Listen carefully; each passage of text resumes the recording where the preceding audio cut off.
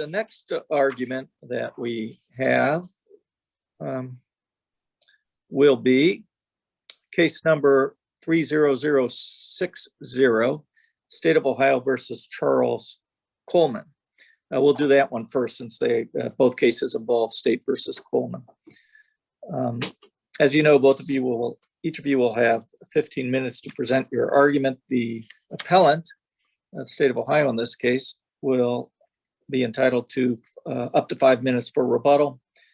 We have read the briefs. We're prepared to proceed. You both know the rules that we don't use names of victims or children. So please abide by that. Keep your voices up. And we'll start by asking Attorney Corrigan, how much time, if any, would you like to reserve?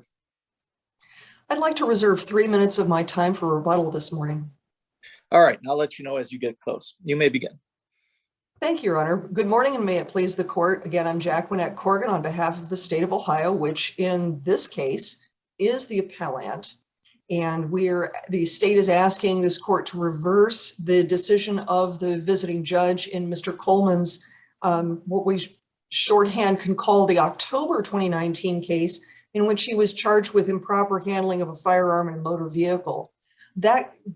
The trial court in that case committed error for 2 reasons, and it all stems from a dismissal of Mr. Coleman's case on speedy trial grounds. And the error is twofold. First, the visiting judge erred by triple counting Mr. Coleman's time due to the trial court's revocation and refusal to reinstate Mr. Coleman's bond. That the state contends is an error of law, which this court reviews de novo. And then the court also charged 67 days of time, that's in a single count, 67 actual days, to the state for a continuance that was actually requested by Mr. Coleman, signed by him and his counsel. And then that was a clearly erroneous finding that was chargeable to the state. And also it was compounded by triple counting those 67 days.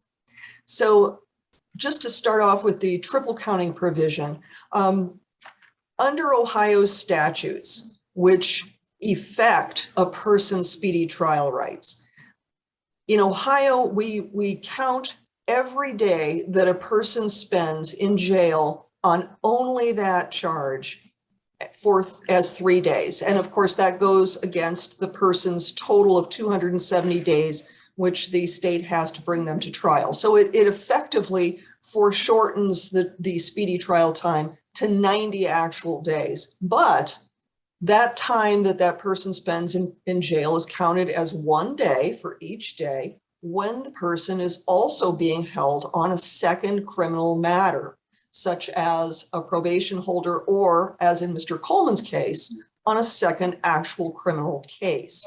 So we have an October 2019 case, and we also have a November 2019 case. And Mr. Coleman was being held once he was arrested in the November case on both cases.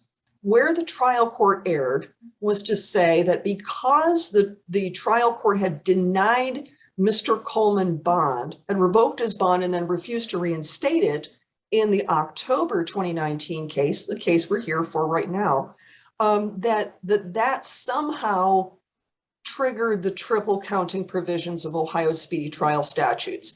Now, in no part of the statutes does bond or bail trigger triple counting, and under no part of the case law does a denial or revocation of bond trigger triple counting. So that was the court's first error.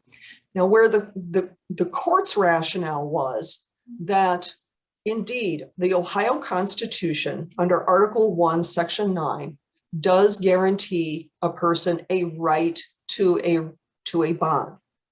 However, the case law establishes that right is balanced by the state's compelling interest in maintaining the proper functioning of its judiciary and the court's power to sanction litigants for their misconduct. And that's reflected in the 8th District's case in State versus Wheatley. And I'm aware that is persuasive authority, but that that is persuasive indeed, because trial courts have the ability to revoke somebody's bond, as in this case, when they clearly have abused it.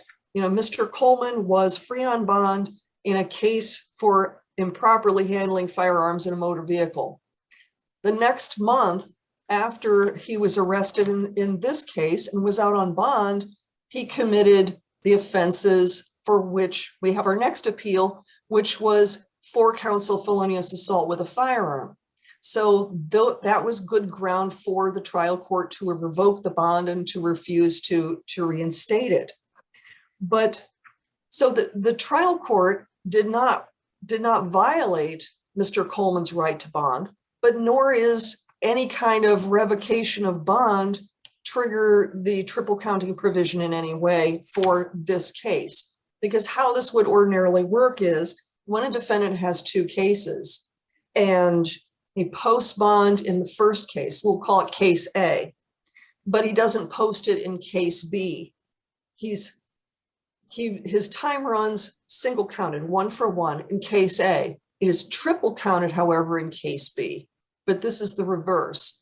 He was not able to post bond, could not afford to post bond in the November 2019 case. He was denied, or the trial court refused to reinstate bond in the case we have at bar. So he should have been single counted in both cases.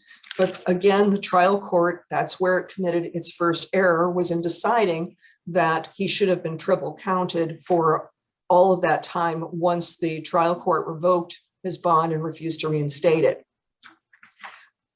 Then the trial court counted, as I mentioned, 67 days and charged that against the state for a continuance that was entered on January 8th of 2020. And the trial court said that that order did not give a sufficient reason for the continuance.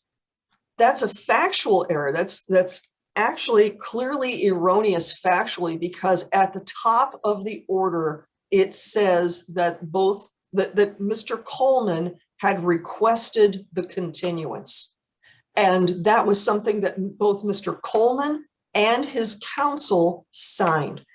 So the finding that order was not sufficiently grounded to under Mincy to be a reasonable continuance was clearly erroneous. That order was not issued sua sponte by the trial court, not on its own motion. So Mincy would not have even applied to have required any kind of showing of a reasonable continuance or for a reasonable time. It was on the face of the order. It was at Mr. Coleman's request. Mr. Coleman and his counsel signed it, so there was clearly no objection to that either. So that was a clearly erroneous finding that then, because all the time was being triple counted, was compounded. So by the state's calculation, the state had more than 200 days left of the 270 in which to try Mr. Coleman on the date of July 12th, 2021, when his trial began. And so we had time. Now, regarding Mr. Coleman's arguments that the trial court was under some kind of duty to undertake very exacting inquiries about the only five continuances that it made on its own motion due to the COVID pandemic. Mr. Coleman never objected to any of those continuances at the time that they were entered. And under State versus Lee, Ohio Supreme Court case, and this court's decision in Huey, a defendant is under an obligation to promptly object to a continuance that's granted on the court's own motion when the defendant is contending that the continuance is not for a reasonable reason or for reasonable time, because the failure to do that in a timely fashion forecloses the defendant from arguing such at this point that the continuances were neither reasonable or nor necessary. So because Mr. Coleman did not do that at the time, he really has waived any challenge to the reasonability of any of the COVID-19 continuances, which I would also remind the court he did not cross appeal. So those arguments are waived. But in addition, the case law does not establish that the trial court was under any kind of duty to undertake the kinds of exacting duties that Mr. Coleman would like to impose upon the trial court now. For instance, there's no duty to seek a visiting judge. That's under the Saffel case from the Ohio Supreme Court. There's been no duty to establish or duty established to seek out a different courtroom. And so none of those steps that Mr. Coleman wants to say now the court should have done were not duties that the court was required to do. And because Mr. Coleman made no objection to the reasonableness of any of the continuances, even a bare entry under Mincy would have been appropriate from the trial court.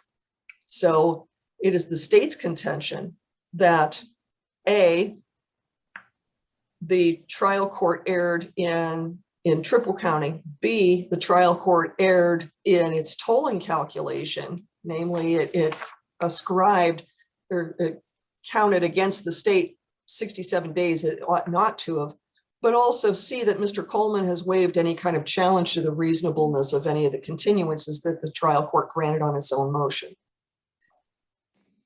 So, and I seem to have overwhelmed everyone with the rapidity of my statements, but unless the court has any questions, I would reserve the bulk of the remainder of my time for rebuttal. Attorney Corrigan, I want to make sure I understand it. So in October 2019, he was arrested and he was released on bond. And then when he picked up a new case in November 19, the bond was revoked in the first case, and the bond was set $500,000 in the second case, which he could not make that bond for whatever reason. That's correct. Okay, I just want to make sure I have the facts straight. It's It's a little confusing back and forth with what was going on. So agreed, it has been. I think it's because both of these cases proceeded on parallel tracks once the November case was instituted. So it was a little bit. It can be a little bit interesting to keep track of what was happening in both cases. All right, you're at 3 minutes and 3 seconds for your rebuttal. I will reserve the extra 3 seconds then. Thank you. All right, Attorney Kelly, you'll have 15 minutes. Thank you, Your Honor. May it please the court, Attorney Angie Killey on behalf of the appellee, Charles Coleman. An issue presented for the court is whether or not the trial court was correct in dismissing this case for violating defendants or appellee's right to a speedy trial. And we would urge the court to say, yes, the trial court was correct in that decision. I would agree with opposing counsel on the fact that it does get a little confusing with the overlap. So I apologize. I'm going to try to keep everything straight. But the reality of the situation is the visiting judge who handled this part of the case, she went through and did her analysis, and she made the finding that this case was outside of speedy trial because the defendant at the time was entitled to a triple count because he had no bond. That he was, in fact, pursuant to the Ohio Constitution, a defendant who was entitled to a bond because he didn't fit under any of the 2 subsections that are contained in that law that say that you can deny somebody a bond. In addition to that, I don't feel that it's the same issue as it is with a hold. Like the state is indicating at one moment, she said that the triple count, that there's no law that the triple count would be imposed for either the denial or the revocation of a bond. And I would say clearly, if a person is denied bond from the outset, triple count has to apply. So from the revocation standpoint, I'm assuming that she's just referring to the revocation aspect. I mean, appellant was out, he was on bond, or appellee, I'm sorry.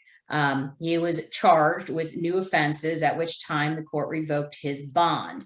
There is a process for which the court is able to revoke somebody's bond pursuant to statute, and the trial court did not follow that process. It's actually something where under statute, the defendant would be entitled to a hearing within 3 days and be able to have an attorney and present evidence and information. The court can make a specific finding as to why he or she may be a threat to the community. Basically the same process for the denial of a bond, and that never took place. This is a situation where pretty much, yes. Counsel, but that issue really isn't before us, right? Wasn't properly raised by counsel. And I believe what that, but the court did.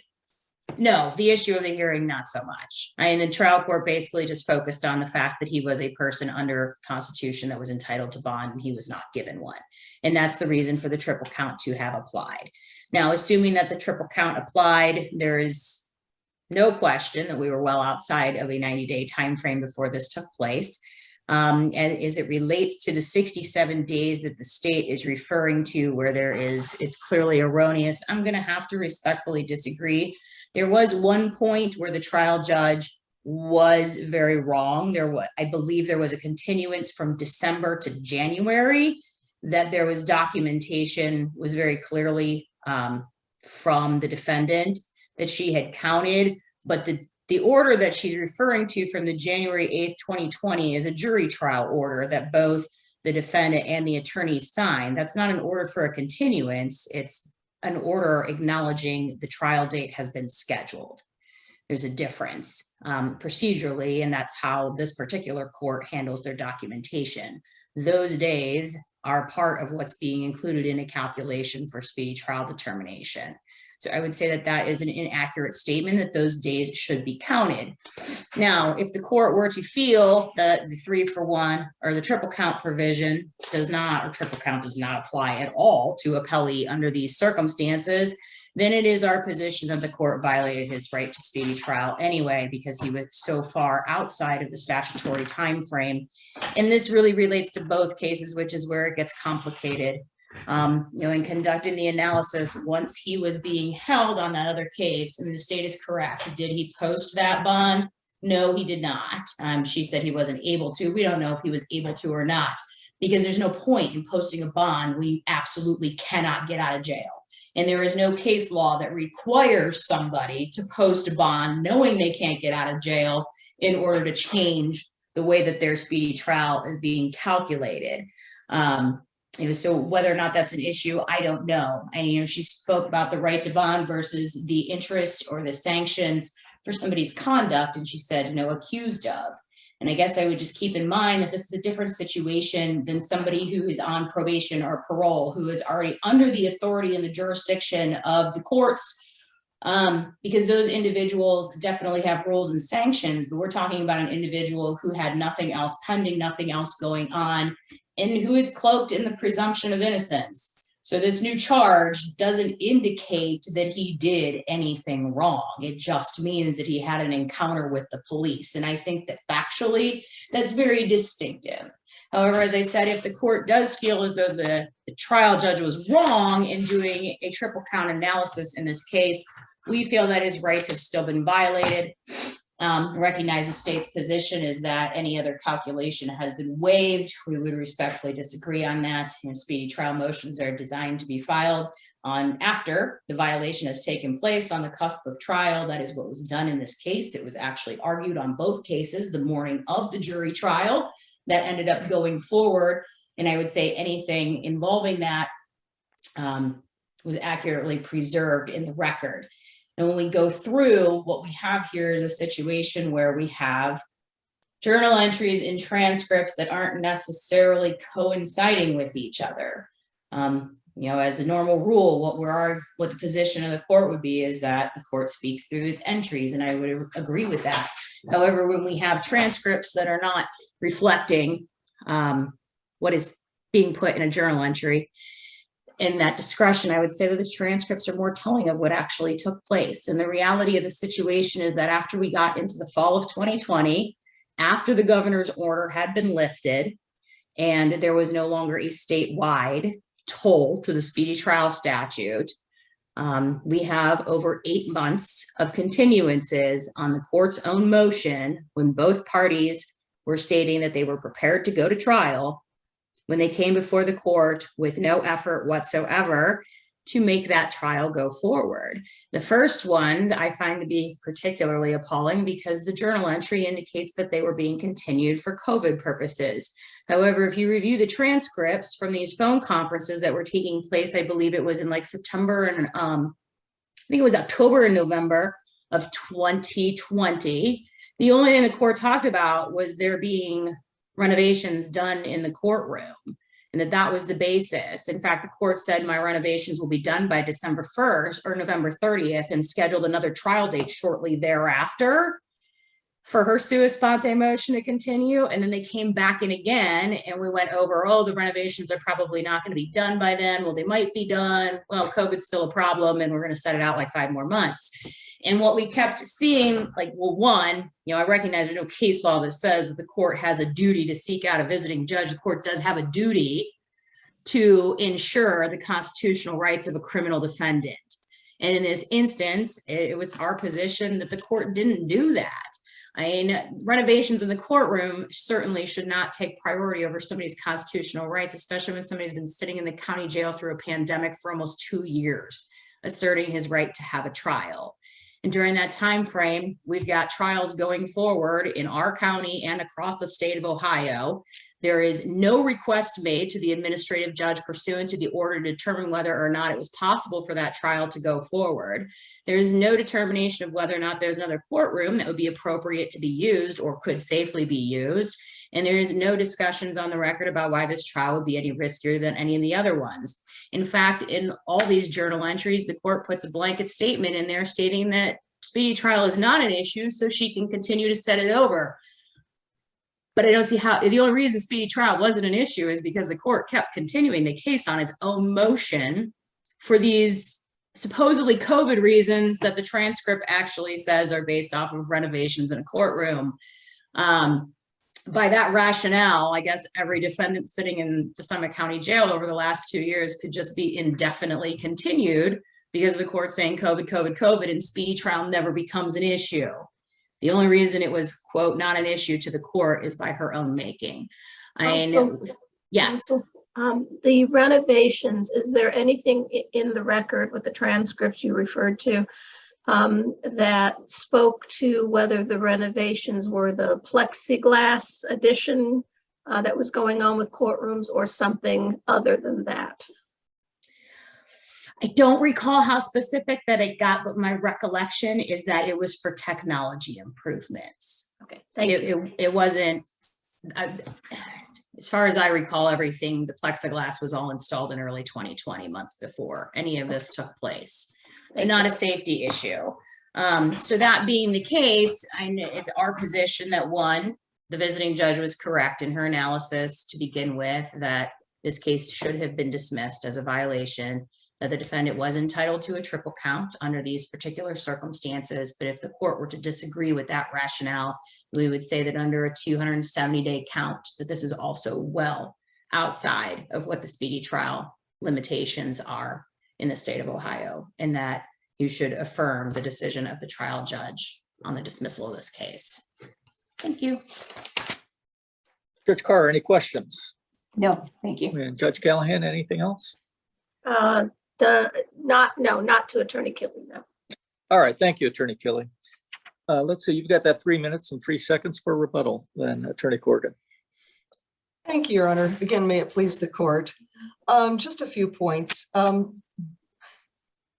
Bond or no bond, the fact remains that Mr. Coleman was being held in the November case, did not post the bond in that case from the entire time that after he was arrested in the November case. So even if there had been a bond set in this case and he did not post the bond in the November case, it still would have been single counted for this case. So the trial court was not only wrong in declaring that whether a bond is actually revoked, not reset, or allowed in this particular case, that still does not trigger triple counting in this case. So the fact of the matter remains that Mr. Coleman, even if a bond had been set in this case and he made bond in neither this case nor the November case, it should have been single counted.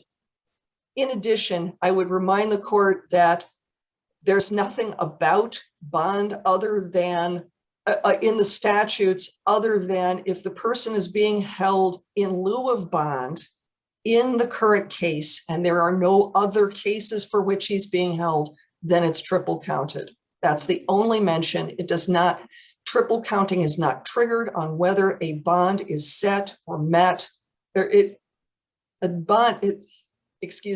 Triple counting is not triggered by whether a bond is set in the case at hand. It's whether the bond is met in the case at hand and whether the person is being held on more than one case. So, and the futility of trying to meet a $500,000 bond is also irrelevant. We have many, many cases where people have been held on more than one case.